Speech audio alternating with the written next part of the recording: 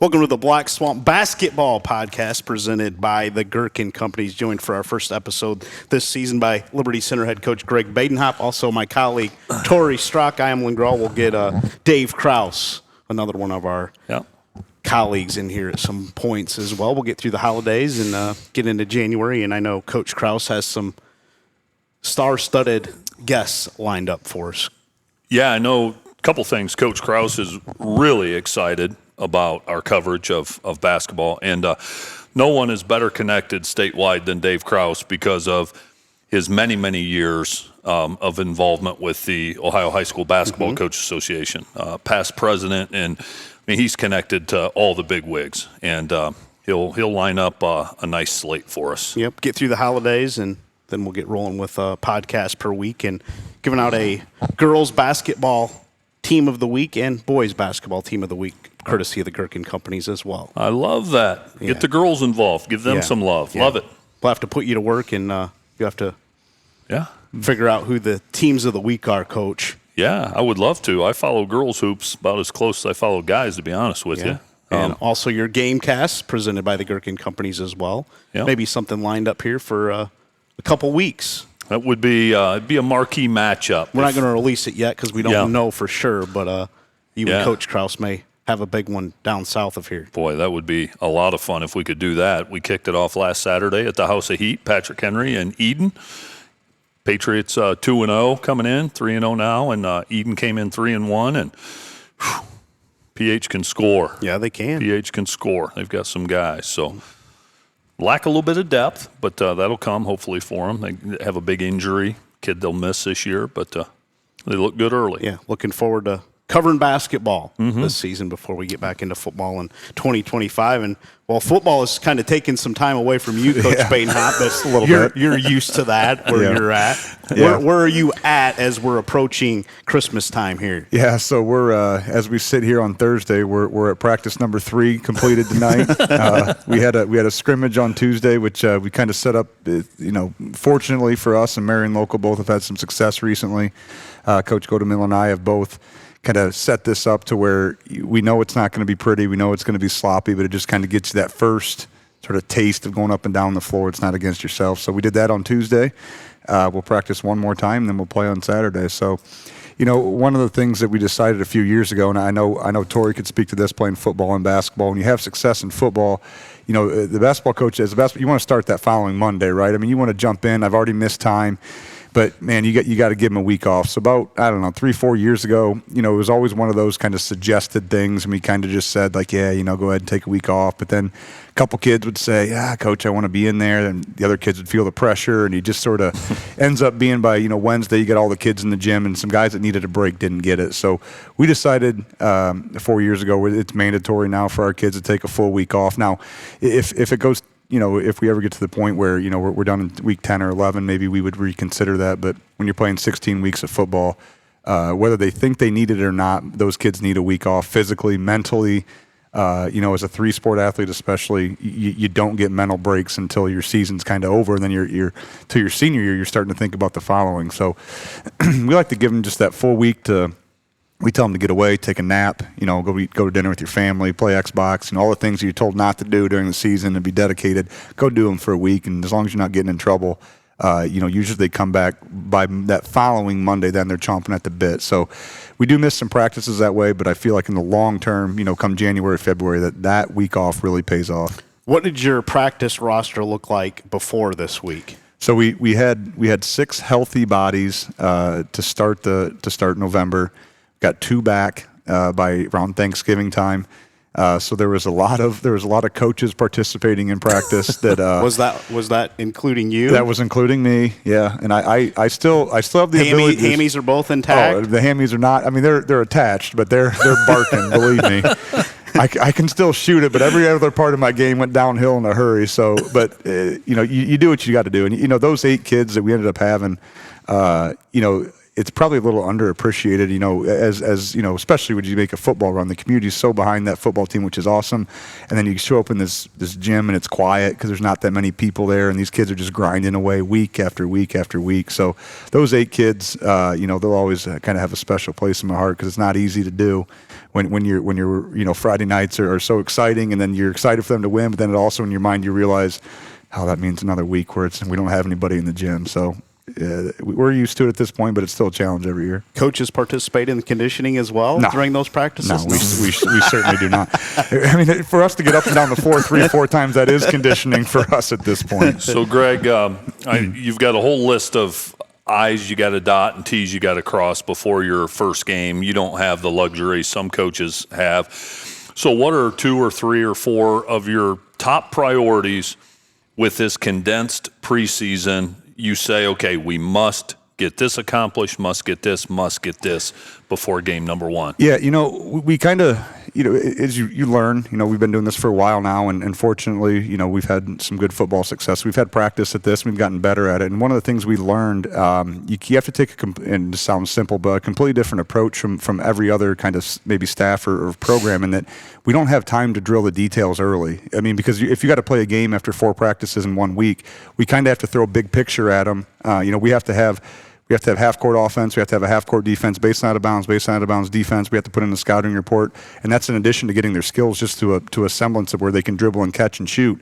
So we've kind of done more of the shotgun approach recently, in which it starts in the summer. So we'll put in the stuff in the summer that we feel we miss in November. So we'll put in our half-court basic offense, our basic sets, baseline out of bounds. So when we get them back, we're just kind of reiterating those things. But honestly, we're going to go into Saturday with certainly not a full repertoire, but in these 4 days or 5 days, we've given them almost most of what we're going to do through the first 3 or 4 weeks. And it's not going to be pretty, and the execution side of it will lack a little bit.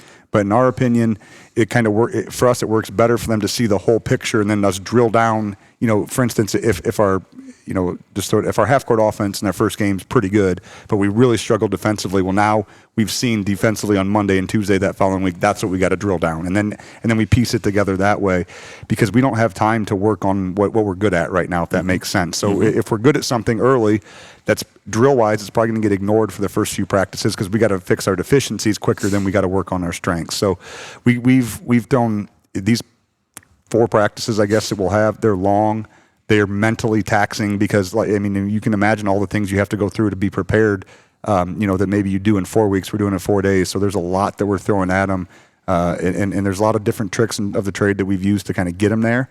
But no question, it's a tough 4 or 5 days before that first game. What do you think is the biggest challenge for your football players to overcome going from football to basketball? Is it shooting, defense? Is it getting in basketball shape? What is the biggest challenge for your football kids? I think there's 2 things really that you notice pretty quickly out of the football kids. One, the conditioning is very different. Physically, their muscles are ready. Their muscles don't get fatigued, but wind. They get tired from a lung standpoint. And the second thing is just having that ball in your hands, that basketball in your hands. It gets fumbled around a lot in those first few days. Just catching it clean, you dribble, and it just kind of someone maybe grazes your arm, and that kind of throws you off. Where a month or 2 into the season that doesn't happen. Just a general feel for the basketball. It takes some kids more than others. But you take a lineman, for instance, who's coming off they've been grabbing, and knuckles have been getting hit, and helmets have been smashed, and their hands are a mess at this point. We're just hoping that they can catch the ball when it gets thrown to them, and some other guys maybe not as much, but it just catching that ball in the wind are the 2 things that that we focus on those first few days of practice. And they're not going to be perfect, but that's what the biggest jump is coming. You get upperclassmen, they're ready to compete, they're fired up, they're going to play hard for you, they know how to talk, they know pretty much what we're doing. Those things kind of come a little more naturally. It's just those finer details of playing a motor skill game, and as opposed to a game which you're using your muscles to be more physical. Kind of takes them a while. Greg, so many of the great programs and great teams we've seen over the years, they always have some gym rats, and Liberty probably over the years hasn't had as many gym rats as Ottawa Glandorf maybe has Sure. or whatever.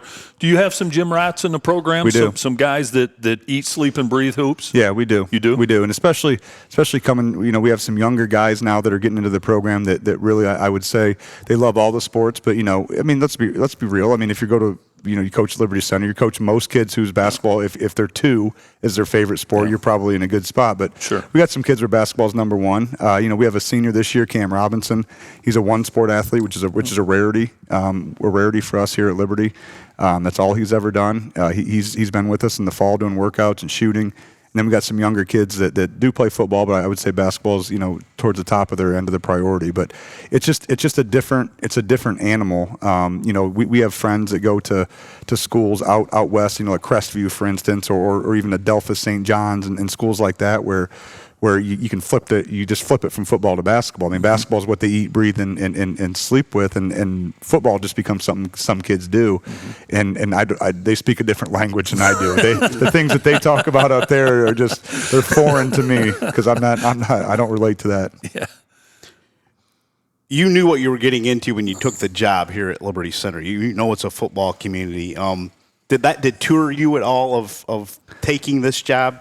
Yeah, I mean, I'd be lying if I said that you don't think about going to a school where basketball is your number 1 priority. But I don't know. I've always kind of been one that I like challenges. I like building things.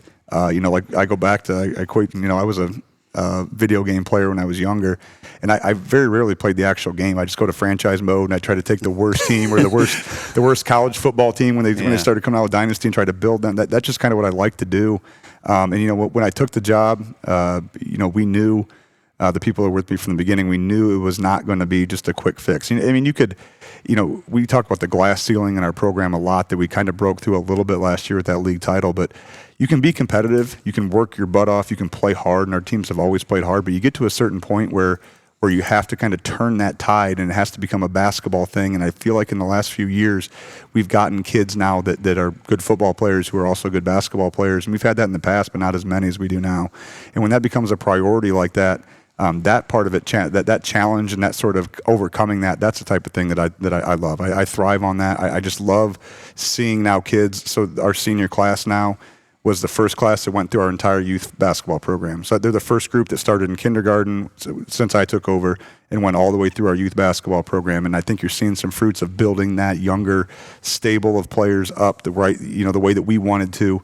But yeah, I mean, when I took it, it was not in a great spot. I mean, and that's no fault of anybody before me. It just, it just happened. It just was one of those things where the program was in a bad spot. And I kind of thought to myself, well, I mean, if I don't do it, then no one's probably ever going to do it. Because I'm not sure that there's, as Tory mentioned, there's not a lot of basketball guys that have gone through Liberty Center. I mean, there's guys that played basketball, but not a lot of basketball guys. So I kind of thought, if I don't do it, then who is? Greg, is there a program or programs at any level that you look at and you say, I kind of want to model or tailor my program after this program? Yeah, I really enjoyed and kind of what I modeled, at least from a basketball coaching perspective, was always Jay Wright at Villanova. Yeah. I mean, Jay Wright was never the 5-star recruit guy. He was the guy that took, for his level, at least in the Big East, he took 2s and 3s and turned them into pros. I mean, he had a line of point guards for a long time that were just tough, hard-nosed, usually a Brooklyn, New York, or a Pittsburgh type of kid that just tougher than nails, and he would lead his program, and he would rely on that point guard a lot, and then he just put tough dudes around him. And I kind of thought when I took the job, and even when I coached a little bit in college, like if I ever got the opportunity there, that's a perfect model. Because in my opinion, the high end, the Caliparis of the world, and the guys that do the recruiting, and some of these higher end basketball programs that have D1 talent, that'd be fun too. Don't get me wrong. I mean, I'm sure there's perks to that, but when you take somebody that maybe was a in a high school version of a 2-star and you turn them into an all league, all district type of player, you can build your program around that, because the player development becomes at the top of the list. And you really, if you can elevate players from 1 to 2 or 3 to 4, whatever that is, Jay Wright was awesome at that. Mm-hmm. And Jay Wright was also very, very good at kind of the Kobe Bryant philosophy of just master the fundamentals. Be really good at the really simple, and that makes you good. And he watched his teams, and he'd have guys, and you come to one of my practices, you'll hear me yell, play off 2 feet 150 times. Jay Wright was a master of that. His guys, he had guys that would pivot and post who were 5'11" and score on guys who were 7 foot because they mastered that footwork. If I ever got a preseason to do, 4 or 5 weeks, I mean, we would be doing all sorts of pivoting and things like that, because those are type of things that translate. And I was very disappointed when Jay Wright retired, because that was him and Shaka Smart are for 2 different reasons. But Jay Wright was always the type of the guy that I felt like you can model a program, high school or otherwise, after and be just fine. You have to fit in this 22-game schedule in 3 or 4 weeks less than everybody else. Yep. Do you ever consider maybe dropping that to 18 or 20 where you're getting more practice time? Because you don't get a lot of practice time with this schedule. Because I talked to Caleb, and some days or some weeks you're playing, 3-4 games? Yeah. I mean, we're going to play 22 games in 8 weeks, basically. Yeah. So we have 2 weeks this year where we're only going to have 2 games. It's the end of January and the last week of the season. And honestly, I hadn't considered it before. But this year, the way it kind of stacks up in Northwest District is the OHSAA kind of took that last week that we always had, and they pushed us, and they took that away from us, and that condensed the season for us. I mean, we're getting squeezed. We always get squeezed at the beginning, then we get squeezed at the end. So me and my staff did. I mean, we had a conversation about a couple of those games early. Do we reschedule? Do we just stick to 20 maybe? 2 games, even 2 games, and not playing midweek is a big deal for us. But then we thought about the seniors and thought, seniors who have earned the right to play 22 games just like every other program, and we really felt like. We did it last year with 1 extra week, but we did it last year. We were playing very good basketball by the end of February, and I'm not sure that practice really would have helped a ton at that point.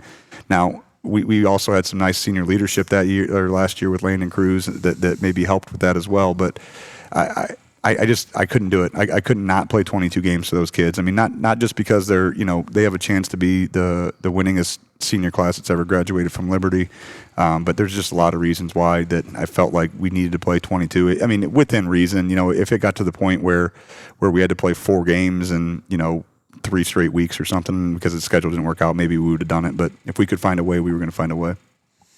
Greg, do you have time to develop fundamentals during a season, or is that just all off season? So we've kind of changed as we've gone. We now spend Wednesdays, as you know, here at Liberty. Wednesdays you got to be done by 6 o'clock, so there's shorter practices for us.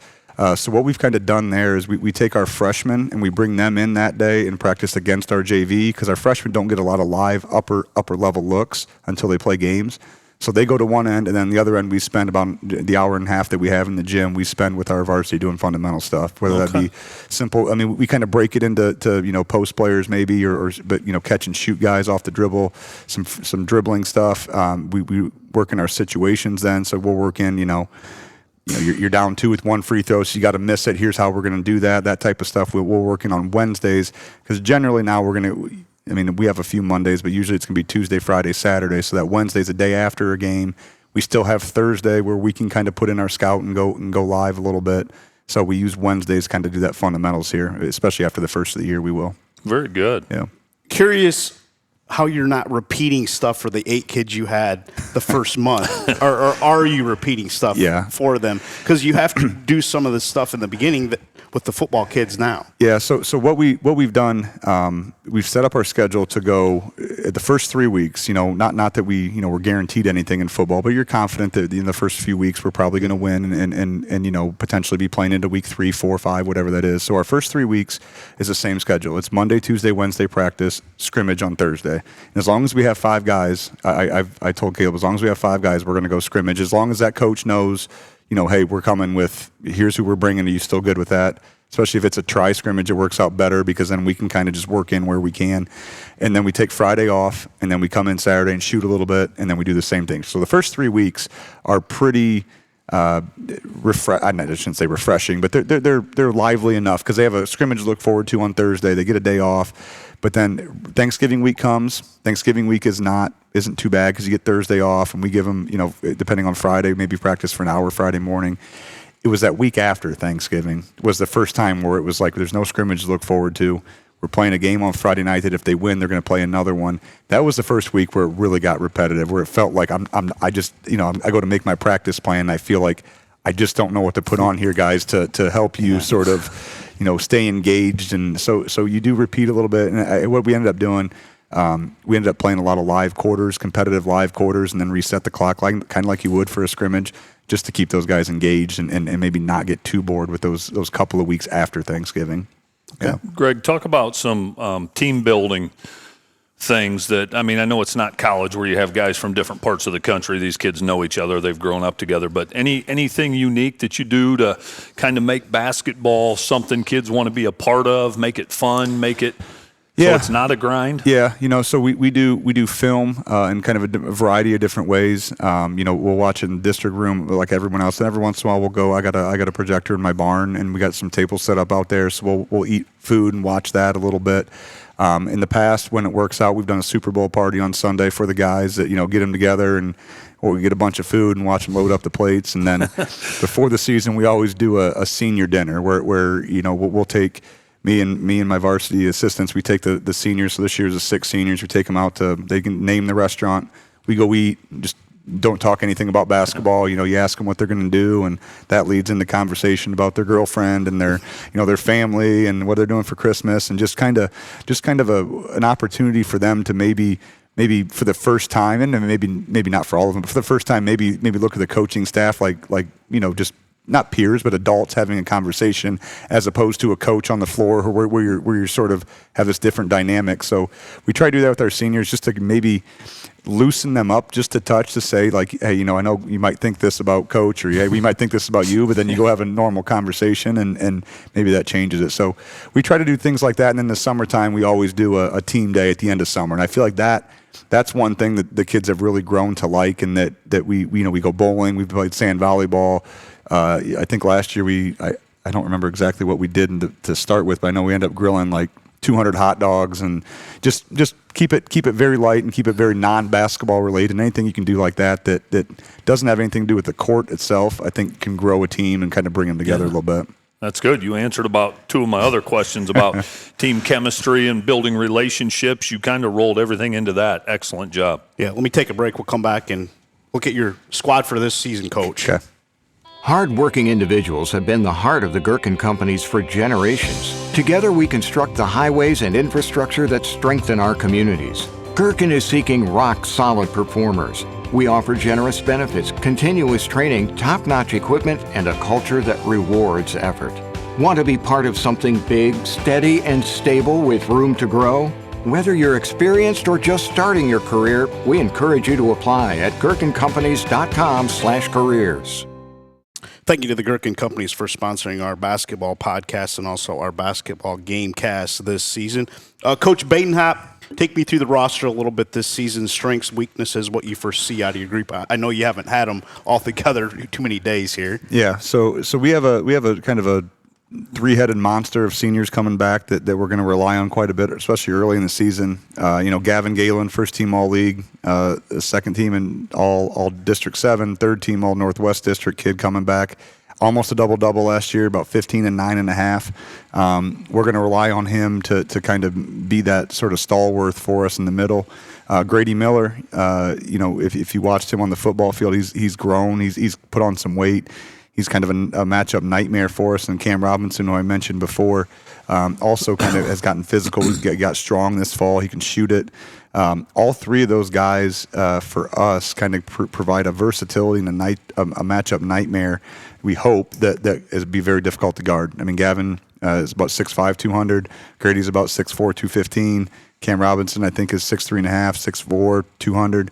So, some decent-sized kids that can play on the perimeter and the inside. So we'll start with them.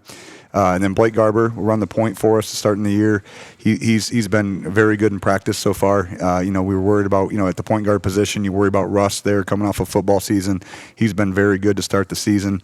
And then, we have a whole group of guys after that, a group of juniors, a couple sophomores, a freshman that are all going to kind of mix in around that.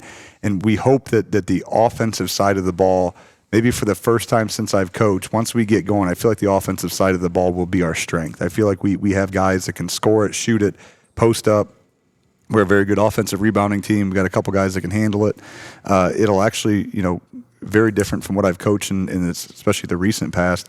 We're going to have to spend a lot of time once the season gets going on defense. I mean, that's the part of it that I'm most worried about going into the season. Just not a lot of naturally instinctual defensive players, and you look at the last couple of years, you've had the triplets with the Cruz boys, three, if not the most instinctual defensive players I maybe will ever coach, and you take them off the floor, and I think we get better offensively, but on the defensive end, I think is where we'll maybe struggle a little bit, or at least in the beginning of the season, maybe struggle a bit.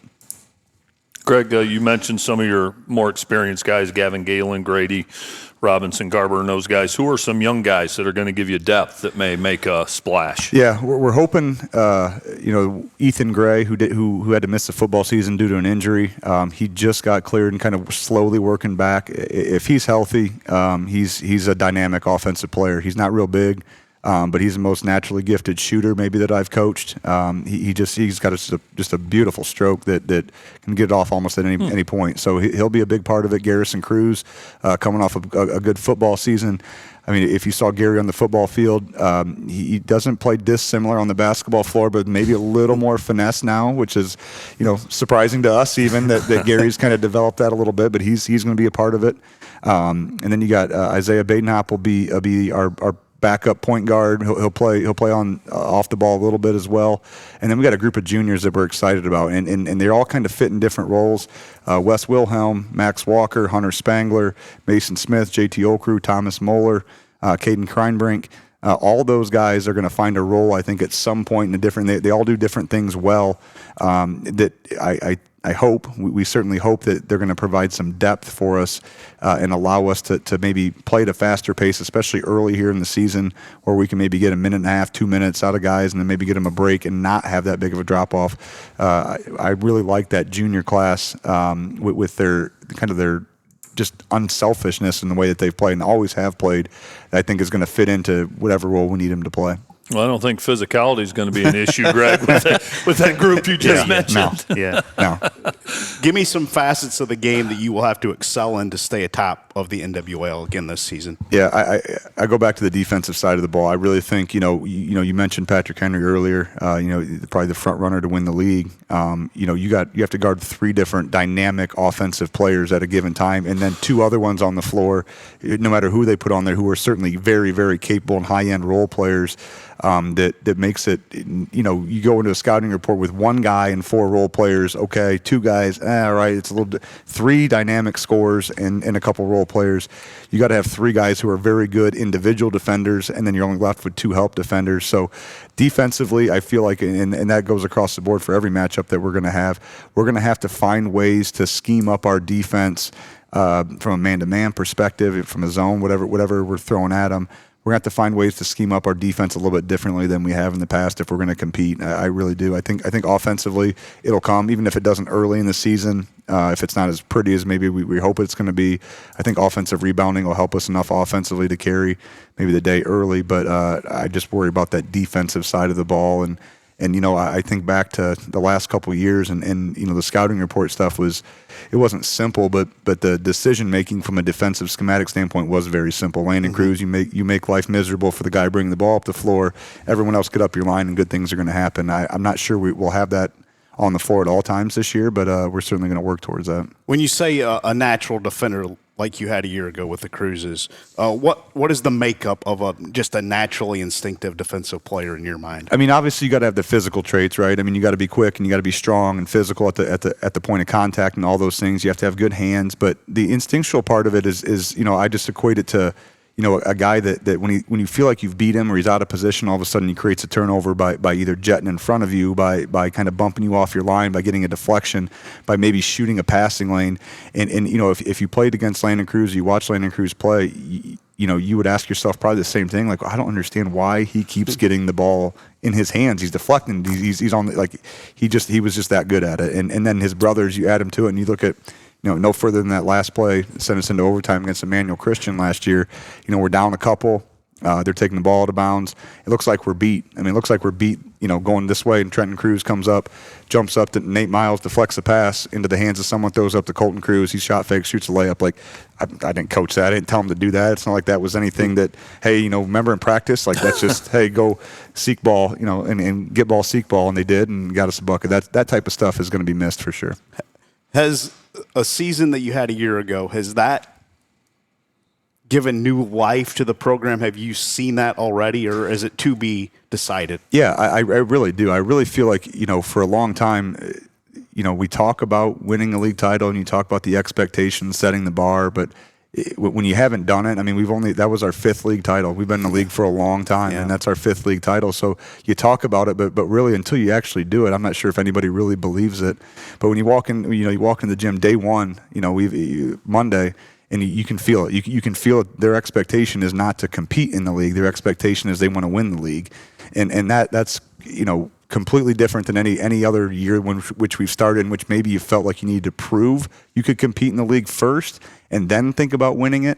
I feel like they've already proven that to themselves. Now their only expectation is to win the league, and going into every game, I feel like even with our schedule, I feel like they're going to go into every game thinking that not only do they want to win, but we should win. Greg, who are some coaches? I always like to ask this. We're always curious.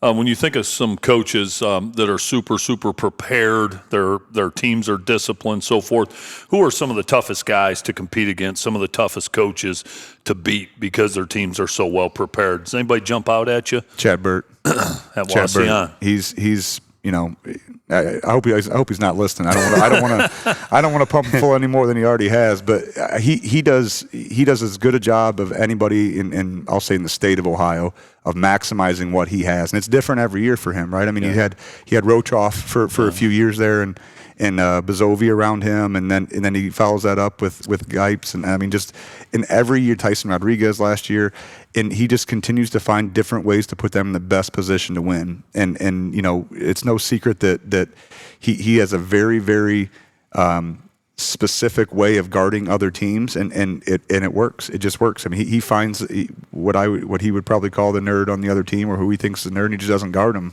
and that sounds easy. Like, all right, we'll just throw that guy the ball. Well, then that guy's, catches the ball and looks around like, what am I supposed to do? And, and we've been in that situation multiple times. And I have a lot of respect for what he does over there. And he'll tell you in the summer, every summer, that, we're not going to be very good. And I don't know, and then he comes out and wins a league title, or he's right there at the end. And he does a really good job from a high school perspective of year in and year out, just whatever he's got, whatever's put in front of him, he'll maximize it for sure. Well, they won one last Saturday. They probably shouldn't have won. Yep, I watched that one. Yeah, yep. And so I think that kind of speaks to his ability to put his kids in position to give them a chance. Yep. So yeah, he does a great job over there.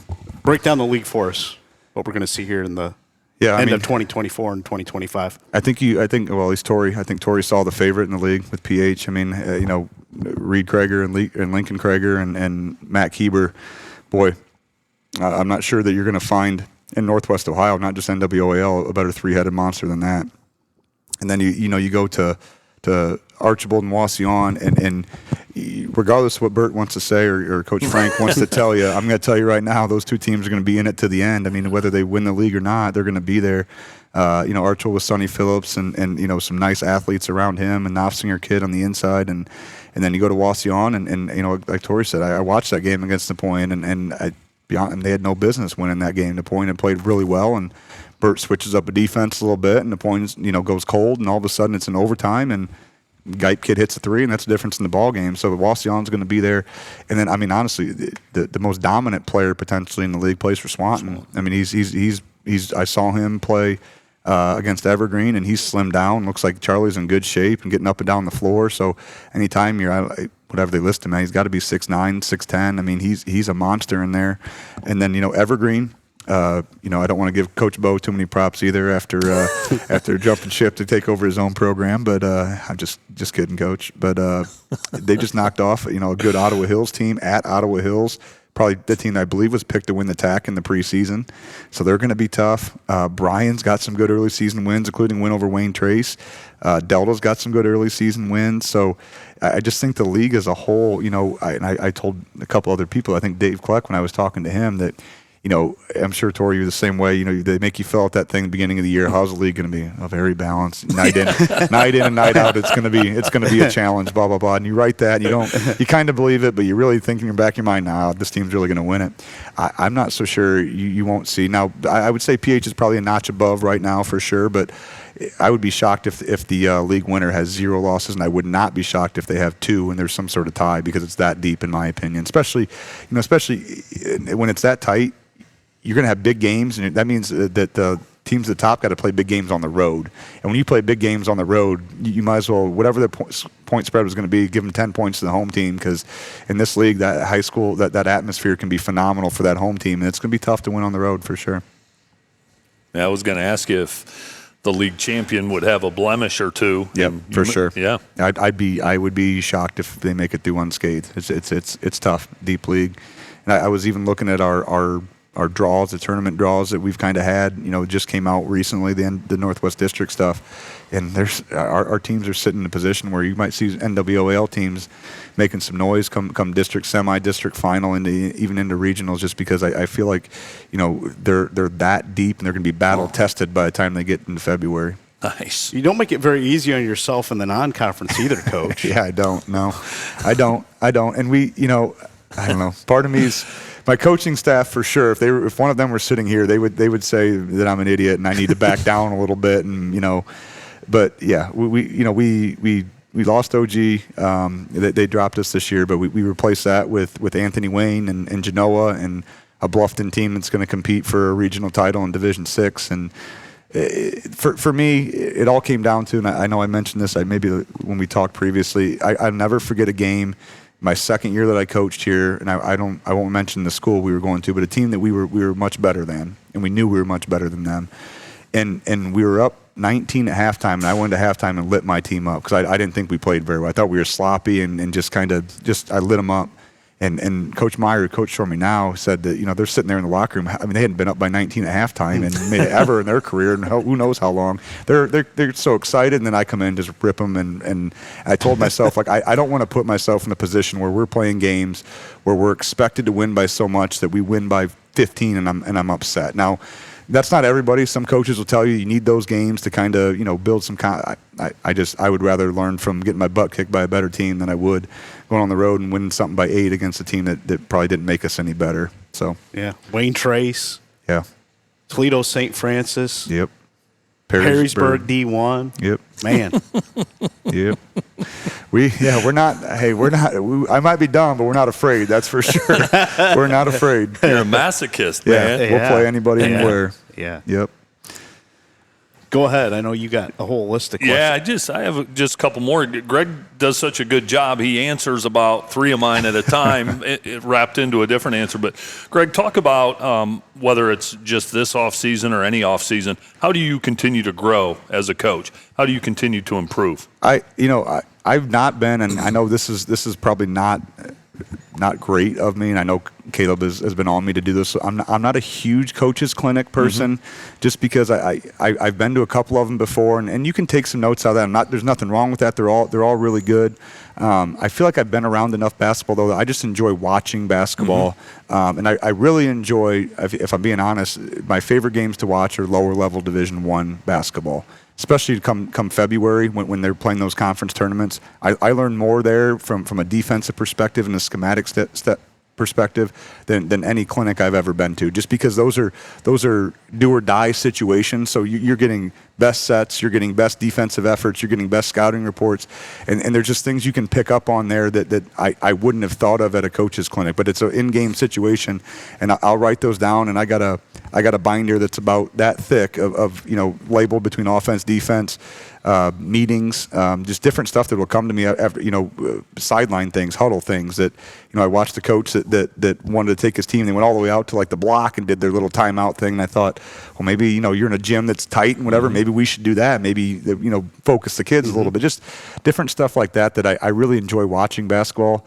And when I watch it, I watch it probably with a different. I mean, not most coaches would. I'm sure Tory, you're the same in football. It becomes very hard to be a fan of it without watching it from a coach's perspective, especially when it gets to the game you're really invested in. And when you do that, I feel like that kind of helps you grow as a coach. As long as you're willing to not be stubborn enough. And I was, when I was younger, especially, I was very stubborn in the way I did things. A perfect example, and actually I got this from Coach Kreinbrink going and watching your girls on their run. I watched them walk in, and they were playing in the regional. I believe this was the one that they lost against. They lose to Zia Cook at Rogers, right? At Ohio Northern. Yeah. So I went to that game, and I thought, all right, I'm just going to go. I sat down. I watched your girls walk in, and they had sweatsuits on. They weren't really matching all that much, but they had blue, like, kind of sweatsuit on. And I thought, here I am. I'm the idiot that makes them wear ties to games. And I thought, my kids would not go shoot before the game. Like, they just say, I'm just going to the concession stand or whatever. And I thought, well, maybe it's because they don't want to take those dress clothes off and get sweaty. So I told myself after watching those girls walk in, I'm like, that's stupid. We're going to get sweatsuits next year. Every road game, we're wearing those. They can throw their tennies on, go out and shoot for half an hour before the JV game. And it's just, things like that you kind of learn from other good coaches that you kind of put in your bank and not be stubborn enough to say just because I've done it this way means I need to do it that way all the time. I love it. That's awesome. That's great. Yeah. I want to do one final segment after this break at the New Look tournament with the 7 divisions and get some insight there from you. American Freedom Energy and Grandma's General Store off Route 24 on State Route 109, just south of Liberty Center, now has 88 unleaded fuel and is your one-stop shop for fuel, food, drinks, and much, much more, including locally raised meats and home-baked goods. American Freedom Energy and Grandma's General Store is proud to support Black Swamp Football and is the host of the Black Swamp Football podcast, football show, and Saturday mornings Rise and Rewind. Stop in and see Glenn and Greg today and make American Freedom Energy and Grandma's General Store a part of your everyday routine. Welcome back to the Black Swamp Basketball podcast. Thank you to Glenn and yourself for hosting us out here each week. Absolutely. As we get into basketball now, too, and can't thank you guys enough. You guys have been very gracious, and the hospitality here is second to none. That's an understatement. Yep. It's our home away from home. It is. It is. And I know you make a little bit of money off of Coach Strock because he likes to get his hands on those cheddar brats. I got the last package of cheddar brats on Monday when we did our football wrap-up show. Are they still in your fridge? And some. Oh no, they were gone that night. I actually did them in the air fryer. Oh, you did? Yeah, and then air fryer. Not even any buns, just a bag of Ballricks potato chips the out whole here. bag? The original. The whole bag? About 3/4. Those are the best. One of the Couldn't big stop. bags? Yeah, full size. You like the sour cream dip on those? I mean, I could, but no. Just straight plain Ballricks potato chips. I'm telling you, the best snack, and maybe this is just the old German in me, is the bag of Ballricks, butter popcorn, and some shredded some Parmesan, like some grated Parmesan. Mix that together. I mean, your sodium will go through the roof, but I'm telling you right now, it's the best. Popcorn, Ballricks, and a little grated Parmesan on top of that. Huh. Nice little tip. Oh, yeah. We like talking food on here Me too. sometimes, Me too. Greg. I'm a food guy. That's good. Yeah. Yeah. Huh. May have to give that a try. It's so good. We may have to do that. Yeah. You're gonna need a beverage beside you, your beverage of choice, because you're gonna be parched. We can handle that as well. Yeah. I grabbed some of the snack sticks. I bought. What did I buy? 4 packs of those last weekend. Those are gone. You go through them quick. Oh man, those are bad news. I can't stop eating them. Yeah, I haven't gotten into those. Are they called spicy honey cheddar? Yes. Well, I've not had those yet. Oh, what? Oh, come on, no. Greg. Apparently, they're not. They're hard to come by if you're getting 4 at a time. I'm not sure I'll be able to get my hands on them. That was usually Smokies. Smokies are the ones I like. Oh, yes. Yeah. From the place down in Van Loo, right? Yeah. See. Oh. Yeah. You got to get some of those, man. It's on the list. They're outstanding. That's on the list. Saw that Special Grounds was out here this morning when I stopped in and got some 88. Yeah. Yeah. Yeah. They've been every Thursday. Every they've been Thursday coming. they're here. Every Okay. Thursday. Yeah. Wow. Yep, Are they coming awesome. back? Are they coming back here in the next few weeks? Do you know? Okay. Yep. Yeah. Stop on out. Special Grounds has their coffee truck out here, and you can get breakfast sandwiches and Yep. Oh, Yep. Good stuff. get anything. Yeah. It's a full-size truck too. Yeah, it's a big boy. That's a big boy. Yeah, it's not small. No, yeah, they take good care of you. Yeah, they do. And you can get their coffee here still too, right? Yep. Yep. I got it.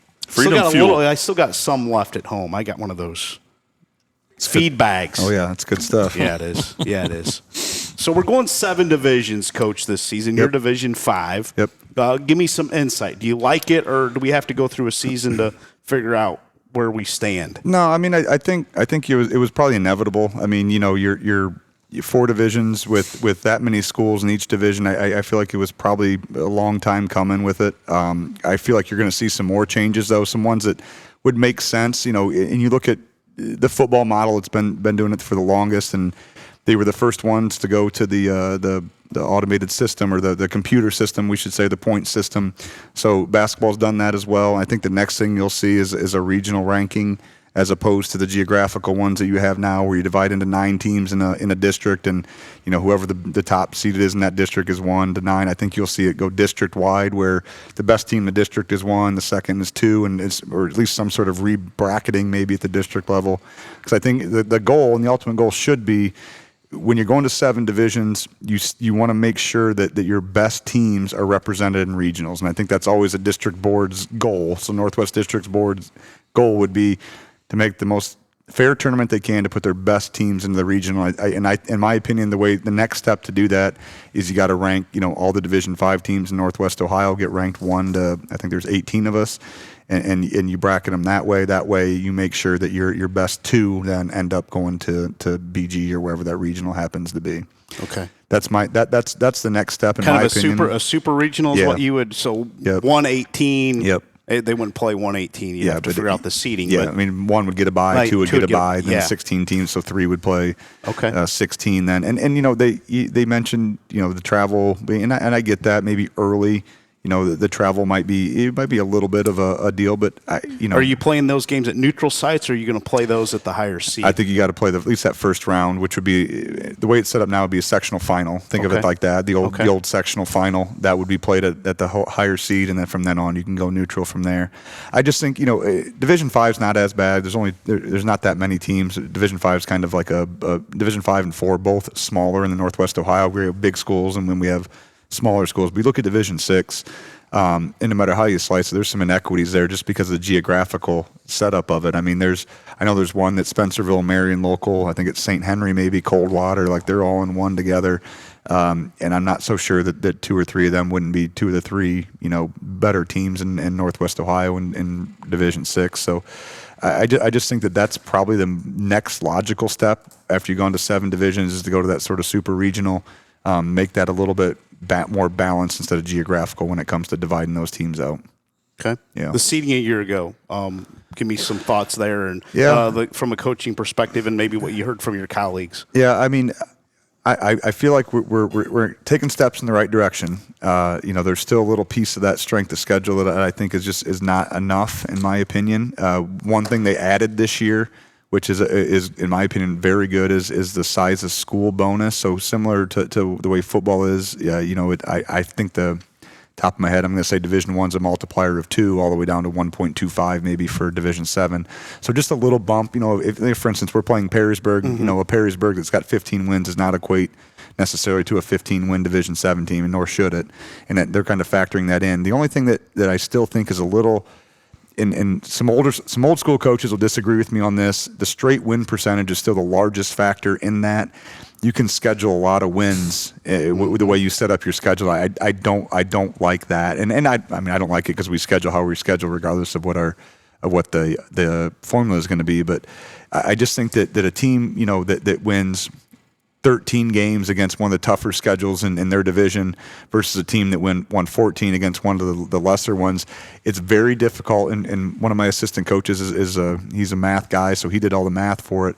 It's almost, you have to have an extreme difference in strength of schedule to make up 2 wins, basically. So think of it like a 15-win team with the worst schedule and a 12-win team with the absolute best schedule. You're not going to make up that difference. 15 wins is still going to be ahead of 12 wins. And I in my opinion, that's the one piece of the coach vote that you're missing, because coaches recognize that. A coach can look at that schedule and say, I get it, they lost 6 games, but heck, they lost to whoever, this, and this, and that's 5 of the best teams in Northwest Ohio. So I think that part of it, in my opinion, should be scaled to more almost even across the board, where your opponent, your win percentage opponent win percentage and opponent win percentage are almost equal across, and then that size of school factor gets factored in. I think that it's probably pretty close to what Braden, if you looked at Braden, it's probably close to what he would have. Martin RPI. Yeah, pretty close to it, but even the more you can weight strength of schedule, balancing that with wins, just because not all schedules are the same. And not even close anymore. I mean, you've got, coaches have figured it out, and good for them. We won't do that. I just don't think that prepares you for the tournament best. But I just think that you have to have some sort of factor in there that maybe weighted a little bit heavier. Yeah.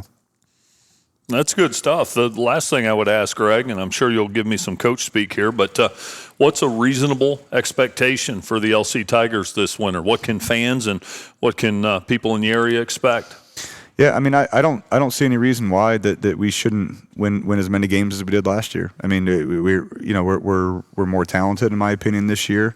I've mentioned before, and the biggest thing that we have to figure out is Landon Cruz was such an X factor for us, and you can't quantify how many wins that he got for us last year because of his leadership, but it was more than one. And that part of it, if we can get that figured out, I like this team. I like their basketball talent. I like a lot. I like the way they play together.